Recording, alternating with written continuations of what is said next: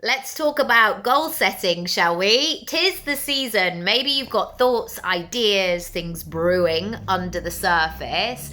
And yet, there are so many statistics that these big goals, dreams, habits, etc., will be out the window, out of sight, out of mind by the end of January. And I don't want that for you because I really believe that these thoughts and ideas and plans and things bubbling under the surface are there for a reason. So let's make them happen, shall we? Shall we do this?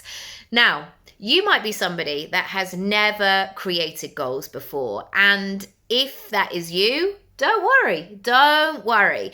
And already you may have some, alternative perspective on this of like, I'm not going to do New Year's resolutions. They don't work anyway. There may be all sorts of stuff going on. But instead of, I guess, making them regimented, I want you to think about what you want and what would make you happy. And by the end of 2024, how would you deem that year to be a success on your terms? And remember, success doesn't have to be all the bells and whistles and Instagram friendly. It's that moment that is very quiet. So, for example, 2023 for me was really a year of coming to terms and looking at my relationship with sugar.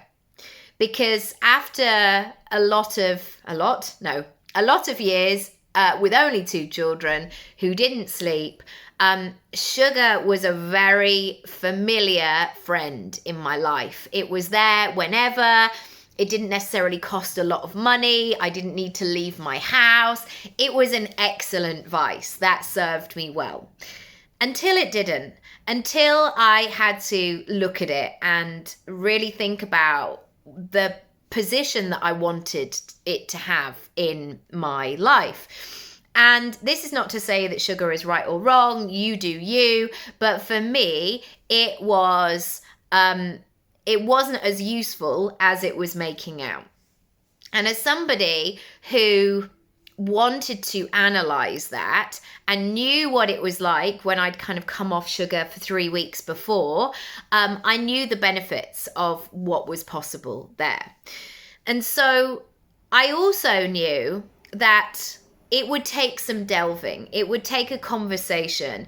It would take some inner work, if you like, because I knew that I did want to have sugar in my life for life, ideally. I never wanted to not have birthday cake or, sometimes I've tried the sugar-free things and not for me. And so what I came up with was I wanted to have it in my life, but I had to only have it in my life with things that I really wanted. And what I was doing was I was having it really regularly. And at the end of it, I'd be like, yeah, it was all right. Like, I've had these things hundreds of times before. And now what I have done is I basically have it less than so that's a really weird way of saying it. Most days I don't have it, but when I do have it, I really enjoy it. And that has worked for me. Now, in terms of the Instagram version of success there, I don't have before or after pictures. You might not see the difference in my body. I don't have a cupboard full that I can say, this is all of the things that I was eating on a day-to-day basis. Like, there's nothing clickbaity about that. But for me, that version of success has been really understanding that relationship. And so to go back to our original point where we can dive into this, one of the things that really gets in the way of goal setting and big plans and you having that sense of, oh, I did that, is a lack of clarity. So when I was thinking about my relationship with sugar, the first thing that I needed to come up with was I knew that I still wanted to have it in my life. This is not a, right, that's it, goodbye, I'm never having it again. It wasn't. So really understanding that goal. And what could happen is I could stay in that place of, oh, I just want to eat a little bit less sugar. Well, what does that mean? What does that mean? It wasn't specific, it wasn't clear, and I needed to understand it. Now, a way that you can flip this and flip this very carefully and quickly, I want you to think about your goal. So maybe something that is on your mind that you're like, do you know what? I would love to give that thing my focus. I'd love to experience some results in that area, or I'd like to crack that thing, or I'd like to make some progress, whatever it is for you. This, again, doesn't have to be impressive to anybody else. This is purely for you. And what you can do here is, instead of just living in this lack of clarity of like, well, I'm trying, or I'm thinking about this, all this sort of floaty language, I want you to get focused on what it is that you're actually doing. What is it that you are actually doing? What is the goal?